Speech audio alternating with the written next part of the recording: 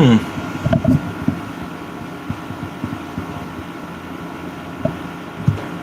I talking now?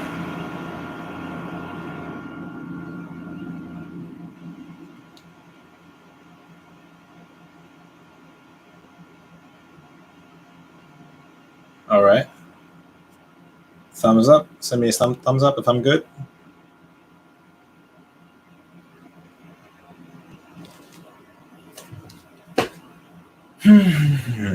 Oh, my phone is right here in front of me. Okay, let's see. All right, cool. Great. All right, so apparently you guys can hear me. Oh, and now I see that I can be heard now as well. I'm going to go ahead and turn that off real fast. Bingo. And maybe I'll turn up the gain a little bit.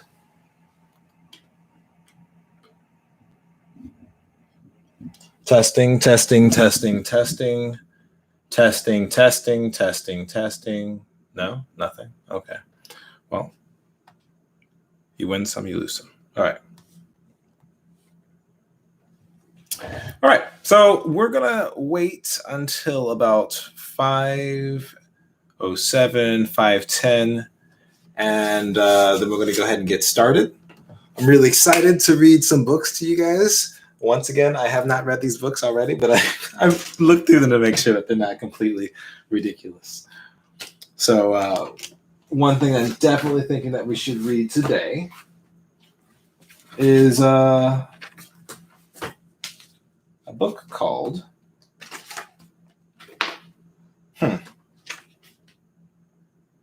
You know what? I think we're going to go for it.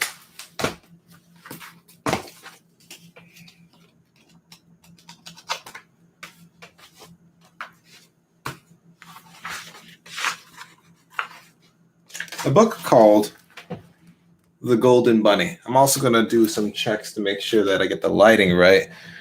Last time around, we tried using Zoom, but it was not the most successful application to use, apparently. So we're switching things up a little bit. We'll get it a little bit better every single time. All right? All right. So, yeah, like I said, we'll be reading The Golden Bunny. Oh, that's the next problem. Where does the light bulb go? The Golden Bunny. And if we have time, we either will read Madeline and the Gypsies or Abby Against the Storm.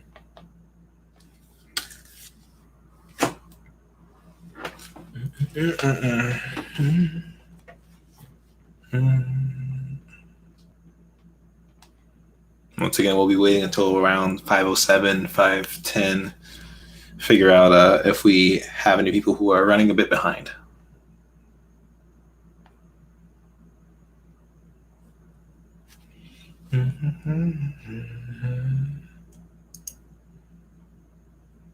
Interesting.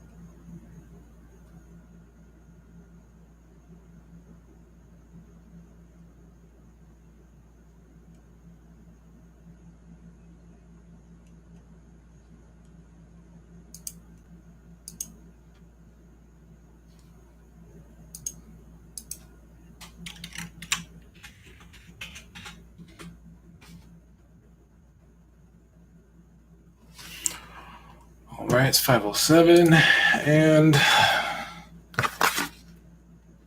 let's make sure that everything can be seen. Well, it looks like that's the case. Yeah, I think we're going to be A-okay. All right, so first book, like I said, is called The Golden Bunny. Interesting. Let's see if we can change that.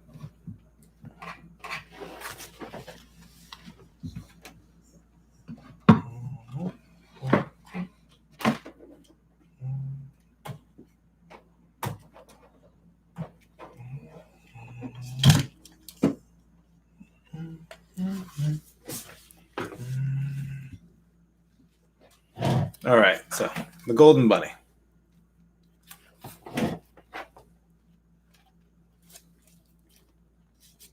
Oh, look at that. It's a bunch of leaves. You see the rabbit right there? The bunny, sorry. And a note that says, when the moon is full, the rabbit dances, thumps on the ground, and off he prances.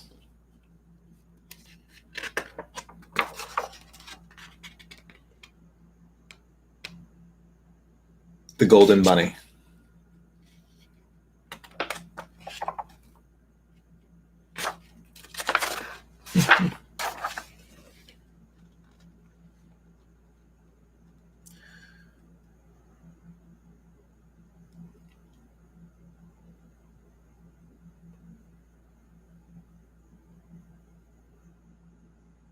The best loved bunny in all the world.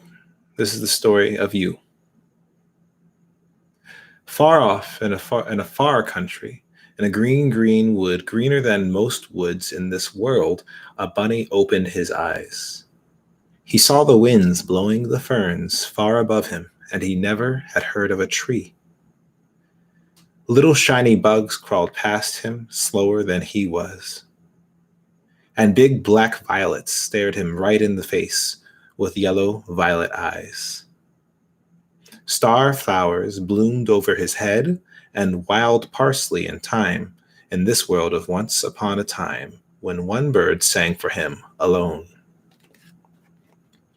And he went on and on in this wonderful world he had never seen before, past a big gray stone to a running stream clear and cold to dip his nose in. What a wonderful world! And the birds still sang. And the ferns smelled warm at noon. And he dozed there under a wild geranium that looked like a small wild rose. His little pink ears lay flat on his head, and his whiskers twitched as the bees flew by. And the first butterfly flew out of June and into July, in those northern woods so long ago. The bunny fell asleep, and the shadows grew long, and the bunny dreamed that the sun would never go down. Then, all at once, he woke up.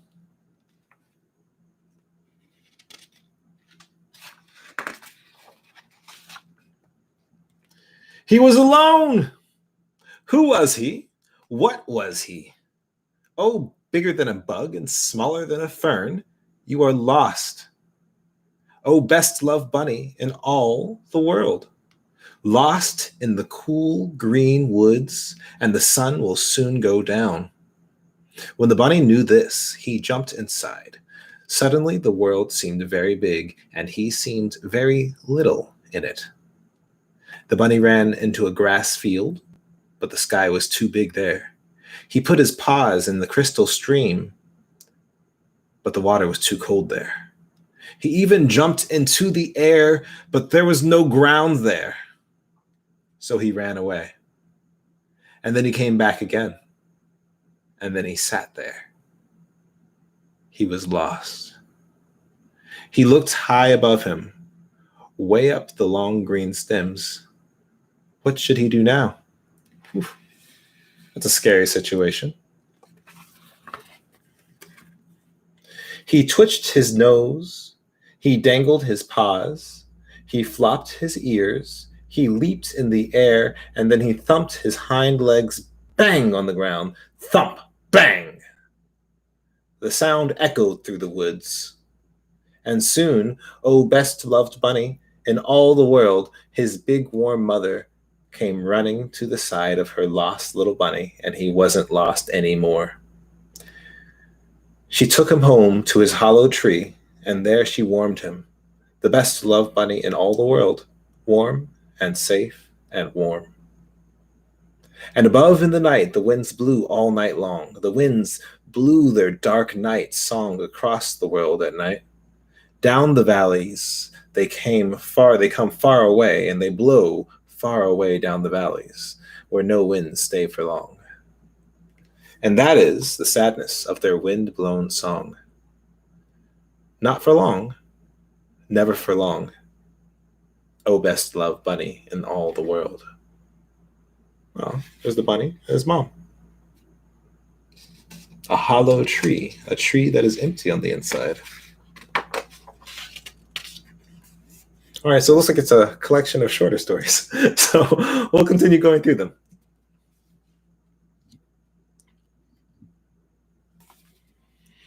There was a world in which there were nothing but bunnies. Everyone was a bunny. The mothers and fathers were bunnies, so of course the children were bunnies, and the aunts and uncles were bunnies, and the cousins were bunnies, and of course all the brothers and sisters were bunnies, and the babies were bunnies too. Everyone was a bunny, and all day long they went about their little bunny business as usual. The world of bunnies was made of green grass and sunshine and dandelions and the wild yellow carrots, which, of course, grew under the ground. In this world of bunnies, day was night and night was day, for night was the time for the bunnies to run about in the darkness and the moonlight. Houses were holes and roads were tunnels through the tall green grass. And feet were the fastest things to get around on. In this world, everyone was a bunny. It would have seemed very funny not to be a bunny.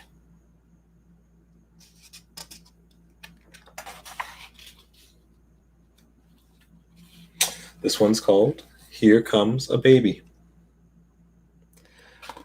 The bunnies were expecting a baby. When will it be here? Asked the three little bunnies. When it comes, said the mother bunny. The three little bunnies went to the window to see if the baby was coming. But they couldn't see it.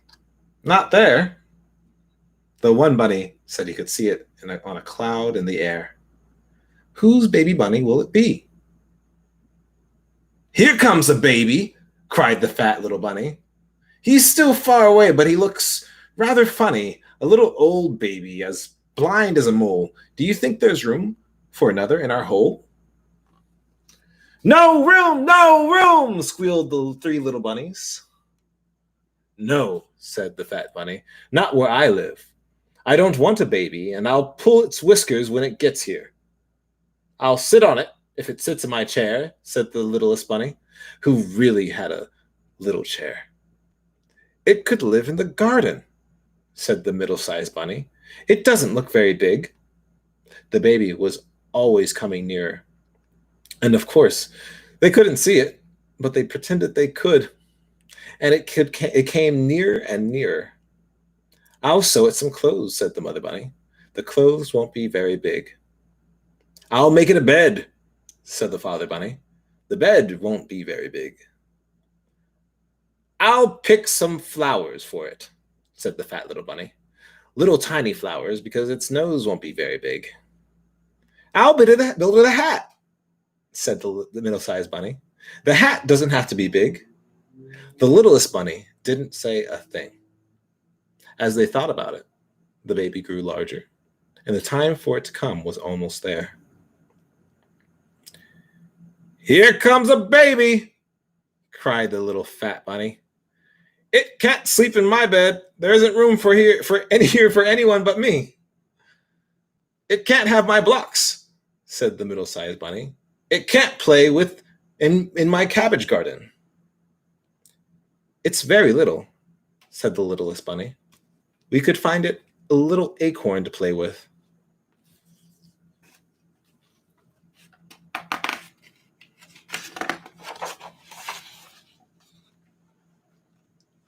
Here it comes, said the father bunny. Here it is, said the mother bunny. It has hair and toes and eyes and nose and eyelashes. It's mine, squealed the three little bunnies. It can sleep in my bed, said the little fat bunny. It can sit in my chair, said the littlest bunny. But it can't be me, squealed the middle-sized bunny. But I'll give it the tiny flowers. It's mine, cried the mother bunny. It's thine and mine, said the father bunny. It's ours, cried the whole bunny family. Okay, so these were pretty fun. We're going to move on to another book, though.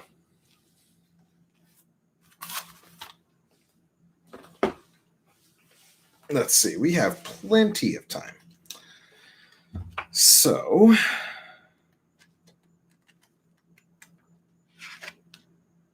we're going to go. We're going to go with Madeline and the Gypsies.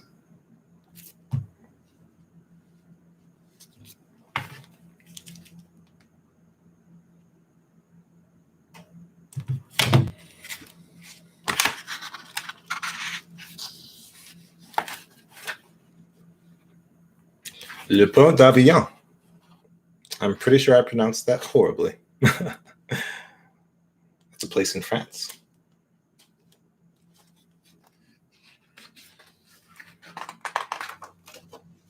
Sur le pont d'Avignon. Madeline and the Gypsies.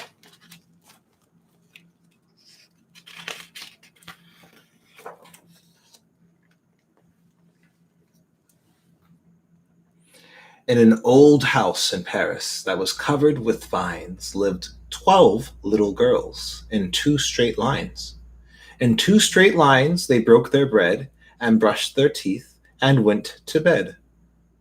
They left the house at 9:30. The smallest one was Madeline. In another old house that stood next door lived the son of the Spanish ambassador. He was all alone. His parents were away. He had no one with whom to play. He asked, "Please come. I invite you all to a wonderful gypsy carnival." And so, dear reader,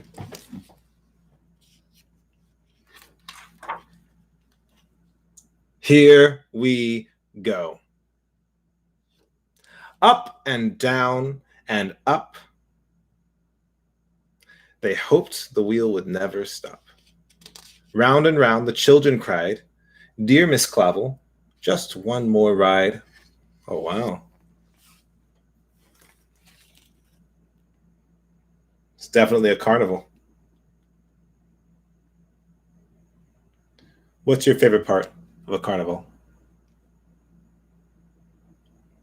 I definitely like, I think I definitely like the roller coasters.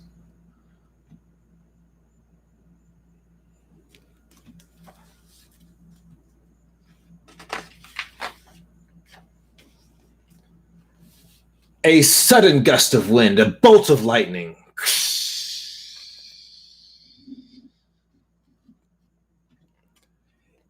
Even the rooster found it frightening.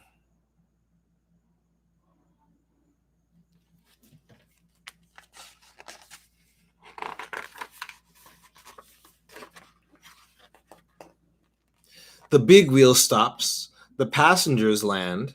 How unfortunate there is a taxi stand. Oh boy. Seems like they've caught themselves in a very big mess.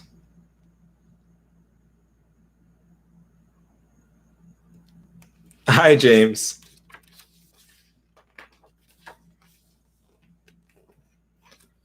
Hurry, children, off with these things. You'll eat in bed. Mrs. Murphy brings the soup of the evening. It is 9:30.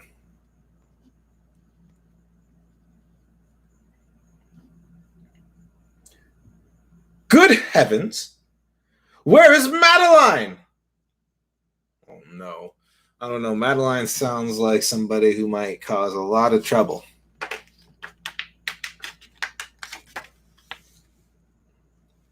Poor Miss Clavel, how would she feel if she knew that on top of the Ferris wheel, in weather that turned from bad to rotten, Pepito and Madeline had been forgotten? Pepito said, "Don't be afraid. I will climb down and get some aid."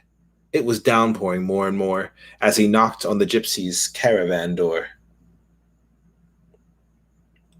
Pepito's a good guy. He's a good friend to have. The gypsy mama, with her umbrella, went and got some help in the circus tent. With the aid of the strong man and the clown, Madeline was safely taken down. Well, they didn't mention the elephant. That's not fair. It's a strong man, an elephant, and a clown. And they're getting Madeline right there. That's nice. I could have, if she was at the top and they moved her down, they could have just like moved her all the way down. But people make decisions.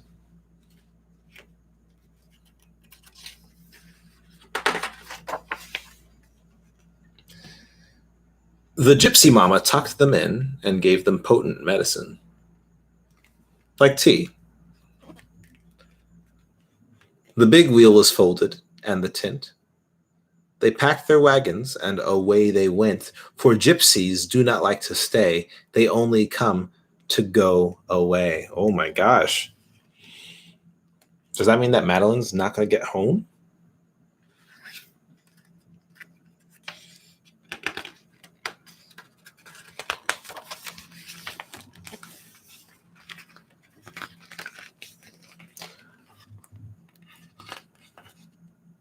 A bright new day. The sky is blue. The storm is gone. The world is new. This is the castle of Fontainebleau. All this, dear children, belongs to you. That's a pretty nice castle.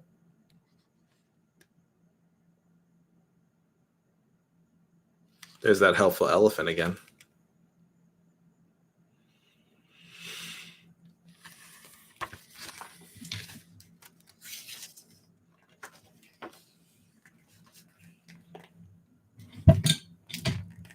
How wonderful to float in a pool, watch other children go to school.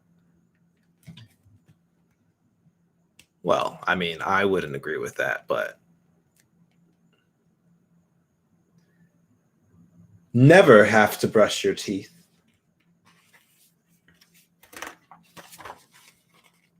And never, never go to sleep.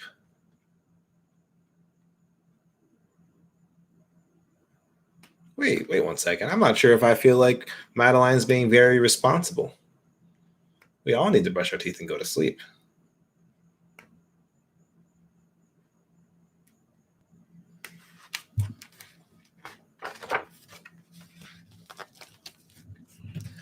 The gypsies taught them grace and speed.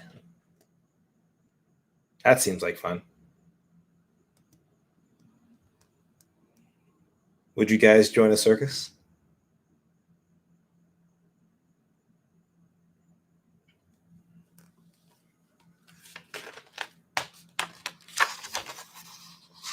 And how to ride the circus steed. Steed is another way of describing a horse. So the circus steed is right there in the middle. And it looks like there's Madeline and Pepito on top of it. Do not try this at home.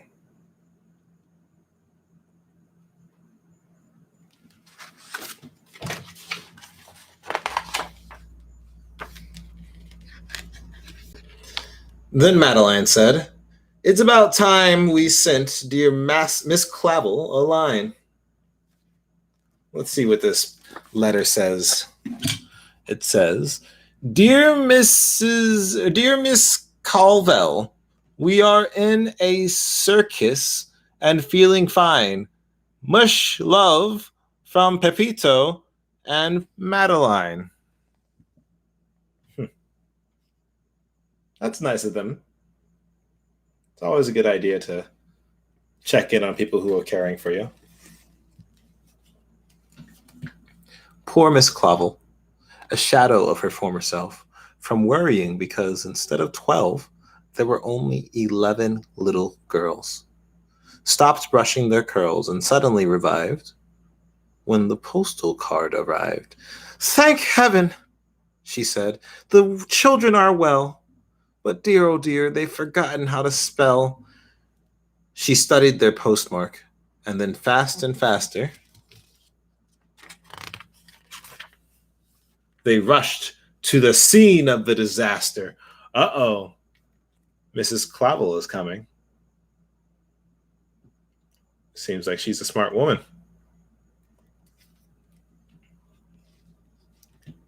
The gypsy mama didn't like at all what she saw in her magic crystal ball. Uh-oh, she sees Miss Clavel coming. I wonder if she wants to keep Madeline. If you were Madeline, would you want to go home or would you want to stay with the circus?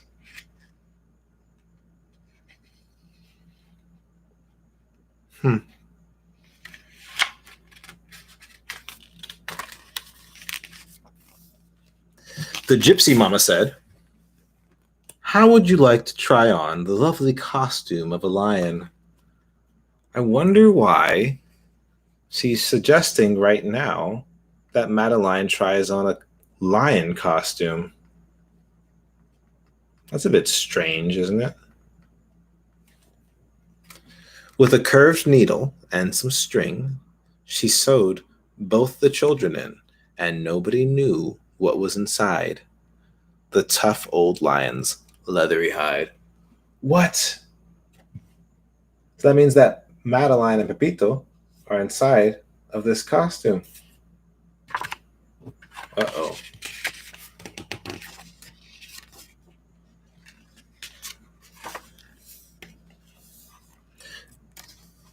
This was a fascinating game. Compared to this, all else was tame.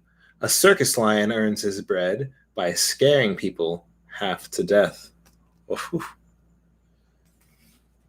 So they're pretending to be a lion for the circus? Do you think that you would be able to tell if somebody was in a lion costume instead of a lion? And after doing that, he's fed. And after that, he's put to bed. I don't know. This seems like a pretty real lion, guys. Either they're doing a really good job, or I just don't know what a lion looks like.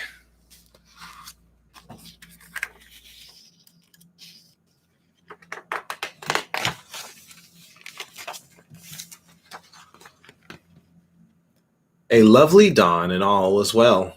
The lion roamed through wood and dell. He smelled sweet flowers. He came to a farm.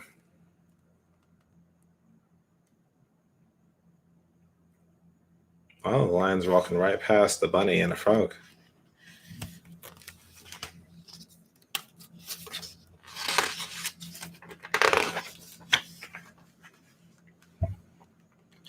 He frightened the barnyard, intending no harm. Oh, wow. Yeah, that's a sight to see. Can you imagine if you were just playing or helping your parents out in the backyard and a lion came out from behind the bushes? I wouldn't be super happy about that. There's a lion right there.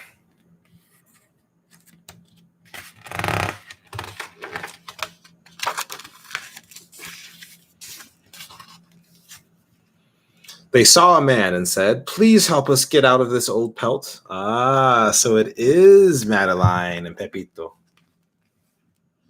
The man was a hunter. He took his gun. He got to his feet and started to run. Oh no, everybody's so scared.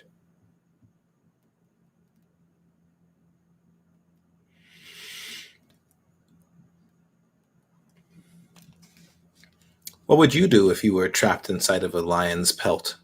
A pelt is another way of describing a skin.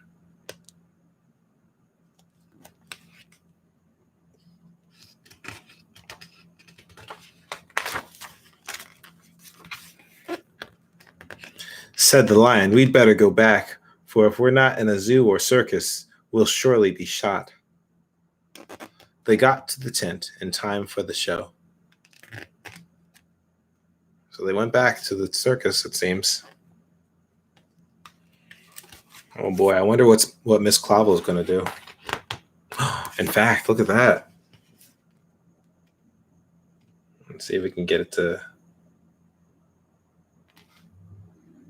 Probably can't see it very well, but there's Miss Clavel and the other 11 orphans as well.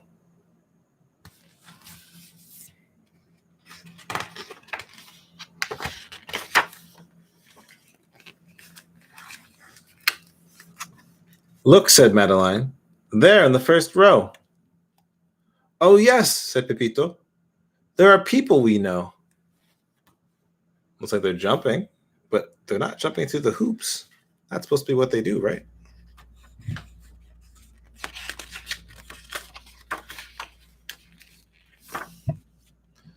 Dear Miss Clavel, at last we found you. Please let us put our arms around you. The gypsy mama sobbed her grief into her only handkerchief. Oh, looks like the gig is up. And for some reason, Miss Clavel is so brave that she's not afraid of a lion. That would not be me. I would not be so brave. The strong man suddenly felt weak, and tears were running down his cheek. Even the poor clown had to cry as the time came to say goodbye.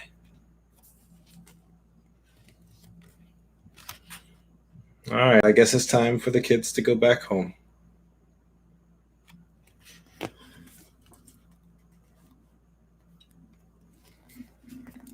The best part of the voyage, by plane, by ship.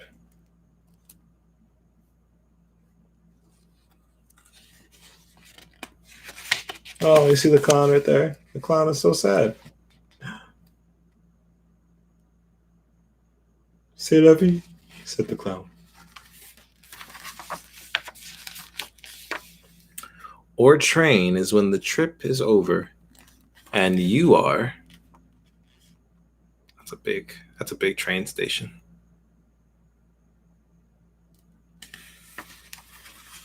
Is when the trip is over and you are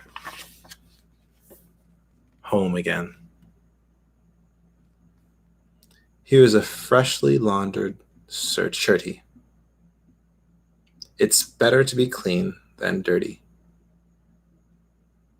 They're getting all washed up, I guess.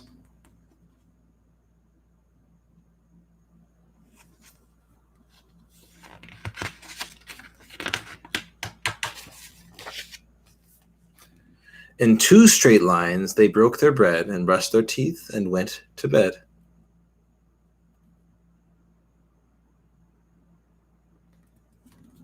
Good night, little girls. Thank the Lord you are well. And now please go to sleep, said Miss Clavel. And she turned out the light and closed the door. Wow, looks like all the little girls know how to be in a circus now.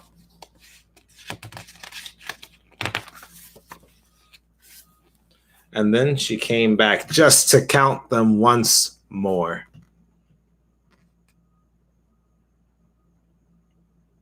I wonder if they're actually asleep. I don't know. That's a suspicious smile. I've never seen anybody smile while sleeping. Not that I'm watching that many people sleep. Just a few.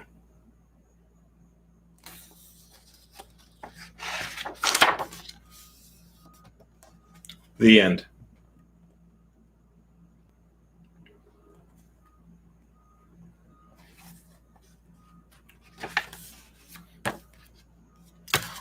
All right. That was a lot of fun. I appreciate you guys coming and joining me for the story time. So like I said before, I'll do this every Wednesday, typically around 5 o'clock. Starting time might change a little bit. And yeah, I hope you guys enjoyed the books. If you have any suggestions or if you want to donate a book to be read, let me know. I'll see you guys next time.